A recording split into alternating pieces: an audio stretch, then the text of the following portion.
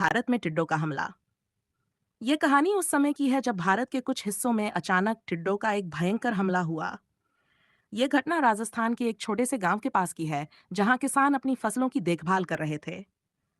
बारिश का मौसम था और फसलें हरी भरी लहलहा रही थीं।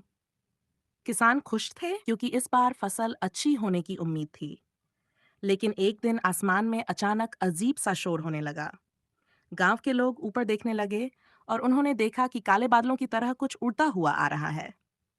पहले तो लोगों ने सोचा कि ये कोई सामान्य बादल है, लेकिन जैसे ही वह नजदीक आया, सबकी आंखें खुली की खुली रह गईं।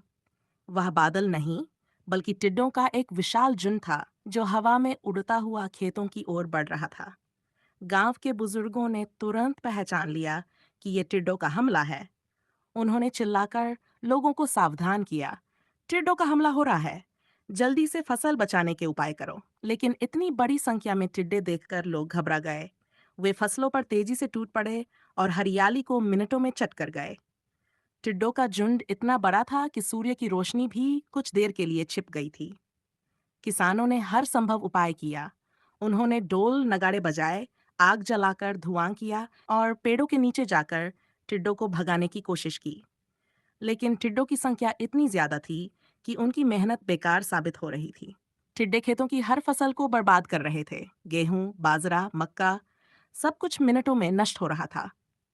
गांव के एक युवा किसान, जिसका नाम अर्जुन था, ने हार नहीं मानी। वह समझ गया कि केवल कोशिशों से कुछ नहीं होगा। उसने गांव के बाकी किसानों को इकट्ठा किया और मिलकर एक योजना बनाई। उन्होंने खेतों में बड़े बड़े पंखे लगाए, जो हवा की तेज धारा के साथ टिड्डों को भगाने के लिए बनाए गए थे। इसके साथ ही उन्होंने सरकार से मदद मांगी। कुछ ही घंटों में कृषि वैज्ञानिक और अधिकारी गांव पहुंचे और कीटनाशक दवाओं का छिड़काव किया।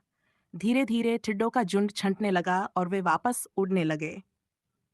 यह हमला भले ही खतरनाक था, लेकिन अर्जुन और गांव के किसानों की एकता और सूझबूझ ने उन्हें बड़ी तबाही से बचा लिया।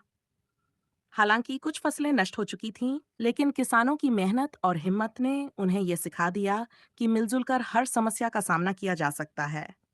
यह घटना पूरे देश में चर्चा का विषय बन गई और सरकार ने ऐसे हमलों से निपटने के लिए नई योजनाएं बनाई। अर्जुन की सूझबूझ की तारीफ पूरे गांव में हुई और किसानों ने मिलकर भविष्य में ऐसे संकटों से लड़ने का संकल्प लिया। इस कहानी से ये सीख मिलती है कि चाहे कितनी ही बड़ी समस्या क्यों न हो, हिम्मत, एकजुटता और समझदारी से हर मुसीबत को हराया जा सकता है।